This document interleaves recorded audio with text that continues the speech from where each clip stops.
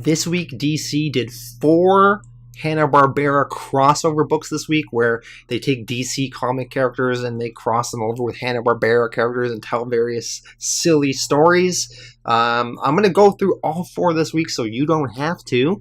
So let's jump in with my favorite of the 4 that came out this week. This one is called Green Lantern Huckleberry Hound. This one is written by Mark Russell. Mark Russell's one of my favorite writers, and he kills it once again. He is so good at these Hanna Barbera books. This one is with Green Lantern John Stewart, and it's set in 1972, and John Stewart has been in space. He's a Green Lantern, and he's coming back to America after being off-planet for a while, and he befriends Huckleberry Hound in a bar. Huckleberry Hound is like this dog that's a stand-up comic, and they start talking about their life. And this book is set in Detroit, in that era where the Detroit police force was often clashing with African American citizens, often very violently. There was even a movie that came out last year about it called Detroit, which was really good. So it is set right in the heart of that moment with lots of racial tension. And Green Lantern and Huckleberry Hound are talking, and there's lots of very interesting social commentary going on here about Nixon, about the era. And there's one page specifically with Huckleberry Hound where he's talking about how he grew up in Mississippi around poor people. Most of them were as angry as they were poor, which is understandable. They felt like everything good in life was being withheld from them. What I could never understand is why they blame the one group of people even poorer than they were. So Mark Russell is talking about these racist people that point to people that are poorer than them and blame all of their problems on that group. So I thought that was very interesting, very good social commentary. And we go over to John Stewart, and he is on the streets, and the cops are beating up various African Americans, and he's told before in his training that he shouldn't step in sometimes because you kind of, as a Green Lantern, you should be an impartial observer, but he decides to step in anyway and stop the police from beating these innocent people. And in the end of the issue, he's talking to this woman who is training him, and he's kind of like, I guess, you're going to say I'm in trouble now. And it's a very good moment. She says, "You're a Green Lantern. Of course you're supposed to use your power to fight injustice. The test wasn't to see if you could follow the rules and not step in. The test was to see if you knew when to disobey. Knowing when to disobey is the most important skill of a Green Lantern, maybe the most important skill of a human being." So what Mark Russell is saying with this is that, as people, we should obey the rules and the laws, but when people are stepping over their bounds, whether it be violent police or whether it be political figures that are doing bad things, sometimes you have to disobey the rules and maybe protest or do whatever you have to do to make sure what's right happens. And then this issue ends with Green Lantern talking to Huckleberry Hound and saying, "The real power, the lasting power, lies in ideas. Not force, it lies in ideas," what he's saying. And he says, "Don't get me wrong, I'll smack a fool around now and then, but I can only do so much. Me, I'm just a guy with a ring." And then in the little text box it says, "The wheel of change is heavy and frustratingly slow, but once you get high enough, shoulders pushing it, it becomes unstoppable." Whoa, that is some intense stuff there, some intense writing. I mean, Mark Russell takes these frivolous Hanna Barbera DC crossover storylines, and he really does something amazing with it. Very impressed. I would give this issue a 9.5 out of 10. But now I'm going to go on to the next Hanna Barbera crossover book, and the other ones some of them are still fun, but they're not as great as this was. Next book is Deathstroke, Yogi Bear. This one is written by Frank Thierry, art by Mark Texeira. So Yogi Bear's hanging out in Yellowstone Park. All of a sudden, Boo Boo goes missing. And we go over to Deathstroke, and he's at a bar, and he gets in a fight. and eventually Yogi Bear comes and finds him, and he hires Deathstroke to help him save Boo Boo and find him. So Deathstroke and Yogi go back to Yellowstone Park. All of a sudden, all of the creatures in the park have been turned into these weird, scary-looking monsters. Yogi and Deathstroke fight through all of them.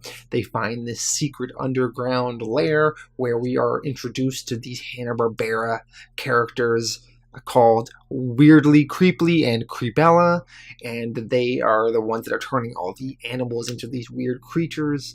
Deathstroke and Yogi fight them. They save all these other Saturday morning cartoon characters that were kidnapped, and Boo Boo is saved, and and it's a happy ending. And Yogi pays Deathstroke in a whole bunch of picnic baskets he stole as a way to compensate Deathstroke for his work. This was okay. It was kind of fun. I would give this one a 6.5 out of 10. Not too bad. Next book is Nightwing and Magilla Gorilla. I do not know this Magilla Gorilla character, so he's completely new to me. And apparently he is a famous actor gorilla who's been in all sorts of crazy films. So Nightwing is in LA, and he is having a meeting with Magilla Gorilla because apparently Magilla Gorilla has or wants to buy the rights to the Dick Grayson story. Mind you, this Dick Grayson story does not include him being Robin or Nightwing because that is secret information. It is just the Flying Graysons part of Dick's life. What's funny is that Magilla Gorilla wants to play Dick's father in the movie of Dick's life. I thought that was so funny and ridiculous. But I mean, Dick's all for it because this Magilla Gorilla is apparently an amazing actor, so he's fine about it. So Magilla Gorilla has this manager, and apparently the manager has been found murdered, and Magilla Gorilla is the prime suspect. So Nightwing decides to help Magilla Gorilla out and prove his innocence. They are kind of on the run trying to investigate what happened. Then we are introduced to Magilla Gorilla's rival called Grape Ape. I don't know that character either, but I thought it was pretty funny. Grape Ape. So Grape Ape and Magilla Gorilla are rivals, and it turns out that Grape Ape's manager was the one that was trying to frame Magilla Gorilla for murdering his manager. Grape Ape knew nothing about this, and Magilla Gorilla and Nightwing save the day, and they arrest that guy, and in the end, Grape Ape and Magilla Gorilla come to terms, and they resolve their differences, and they are now friends. And then Magilla Gorilla does end up making that film of Dick Grayson's life, and Magilla plays Dick Grayson's father, and Grape Ape plays the part of Dick Grayson. And the movie was very good and very successful, apparently. Whew, this was really funny. This is a funny, ridiculous story. I love the idea of an ape playing Dick Grayson and his dad in a film. I would give this one a 6.5 out of 10. I wouldn't say it's a good book, but there were parts of it that were really, really funny. The last crossover book I'm looking at is Superman Top Cat.